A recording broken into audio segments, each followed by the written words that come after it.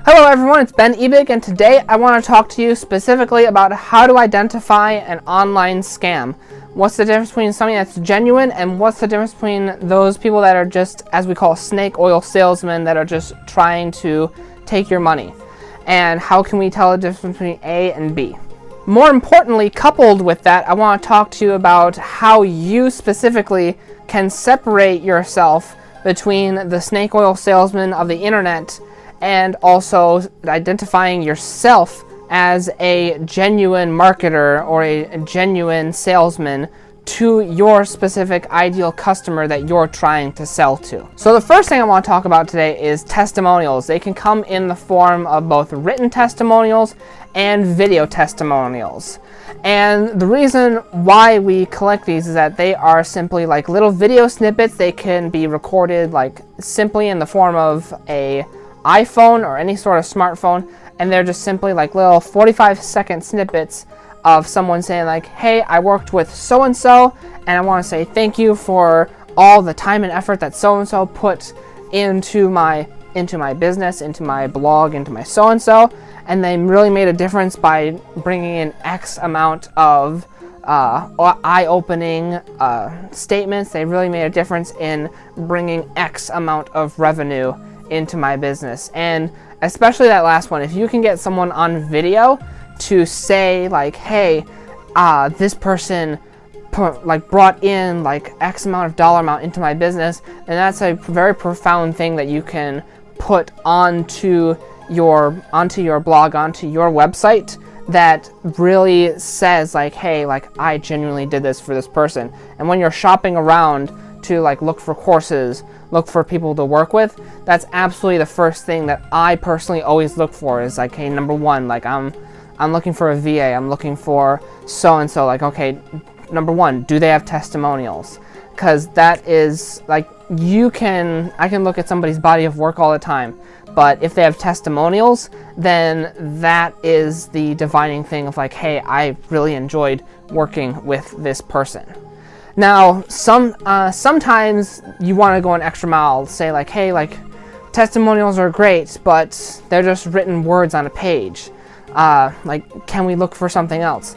And yes, you can, because a lot of times with testimonials, they're not perfect, because of course testimonials are curated. You're creating testimonials and you're positioning them in a way that is best fitting to the salesman or the product. And people have even found that like on websites like Herbalife, like they have people who will send out tweets that are like purposely positive just so they can get positive tweets. So how do we find like even more further proof beyond testimonials that are befitting? So what you want to do is look for their value ladder, and we're going to have a whole video talking about like what the value ladder is and how it works and how you can set one up for yourself. But what the value ladder basically is that it's a system where when you buy one thing from a person, obviously like if you buy it, the consumer mindset is that if you buy one thing from Walmart, you're probably going to come back and buy more things from Walmart if you had a great experience there. And the same is true for online businesses. So if someone bought an online course and they had a really good experience and they made money with that online course, they're going to come back to that individual for more products and more services. And typically those more products and more services are more expensive. So you want to look at not just the testimonials for the course that you're looking at, or like maybe the small service that you're looking at, but you also want to look at the higher end services that individual might have. Sometimes these services might go all the way up into the 5-figure or 6-figure range. What do the testimonials look like for that? Have people moved on from this course that you're looking at buying, and have people then purchased even more higher end things and have people continue to have good experiences?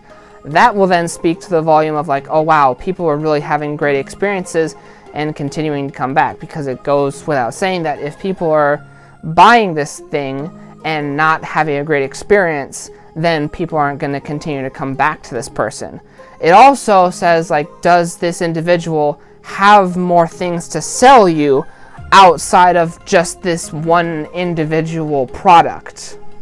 Because obviously if they're trying to just sell you more and more of this thing, then that might be a red flag of something that isn't really going to work. And that's sometimes the red flag of something that might not be all it's cracked up to be, because if people are continuously buying more and more of the same thing hoping that it's going to work, then why would they need to buy more of the energy supplement if it was supposed to work the first time?